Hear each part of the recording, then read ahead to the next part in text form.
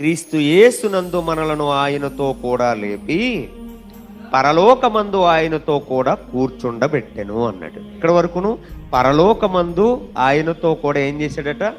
కూర్చుండబెట్టెను అన్నాడు. అంటే ఇది ఒక ప్రాసెస్. ఈ ప్రాసెస్ ఎలాగనంటే, మనము పాపము చేత అపరాధముల చేత చచ్చిన వారమై ఉన్నప్పుడు మనం మళ్ళీ పరిశుద్ధులుగా లేకపోతే పవిత్రులుగా మనం మారాలంటే మనలో ఒక ప్రాసెస్ జరగాలి.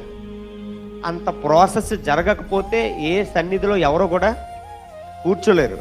మనకు తెలియకుండానే కొన్ని మాటలు మన హృదయానికి తాకాయి, కొన్ని మాటలు మన హృదయాన్ని శోధించాయి. అలా శోధించినప్పుడు అంత శోధిస్తేనే, నేను అదే అంటాను, ఒక గంధం చెక్క తీసుకుని మీరు ముఖానికి ఇలాగ రాసుకుంటూ వచ్చేద్దా? రాదు. ఆ చెక్కని ఏం చేయాలి? మీరు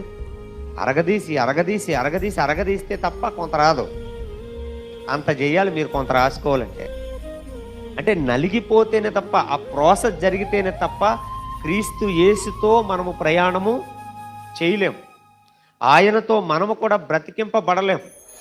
అంత ప్రాసెస్ మన జీవితంలో జరిగింది.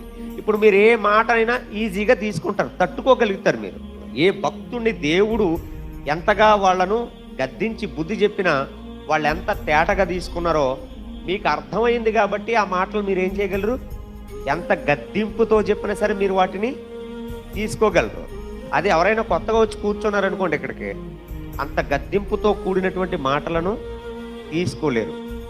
వాళ్ళకి రామశిలక గోరింక కథలు చెప్పాలి వాళ్ళు. కొంతమందికి అంటే కొంతమందికి ఆ పిట్ట కథలు లాంటివి చెప్పామనుకోండి, వాటిని చెప్పి వాటిని విని ఎలాగోలాగా సరిపెట్టేసుకుని వెళ్ళిపోతారు. సో అలా కాదు, ఒక ప్రాసెస్ మీలో జరిగింది. ఎప్పటికీ కూడా అది నిరంతరం జరుగుతూనే ఉంటుంది.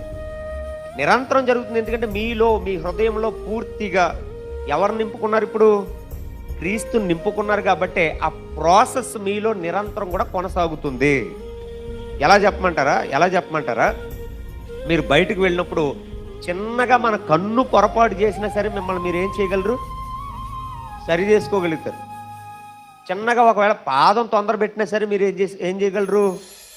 నాలుకైనా సరే, చెవైనా సరే, చేతులైనా సరే, మన అవయవాలలో ఏది మనల్ని తొందర పెట్టినా మనం ఏం చేయగలం? వాటిని సరి చేసుకోగలం. ఎందుకంటే లోపల మన హృదయంలో నింపుకుంది ఎవరిని? క్రీస్తుని. నిరంతరం ఒక యంత్రంలాగా మనలో ఒక ప్రాసెస్ జరుగుతూనే ఉంది. అందుకే మన మాట కానివ్వండి, మన చూపు కానివ్వండి, మన క్రియలు కానివ్వండి, ప్రతీది కూడా ఎలా ఉండాలో తెలుసా? క్రీస్తును వెంబడించిన ఆ గొప్ప విశ్వాసులుగా ఉండాలి.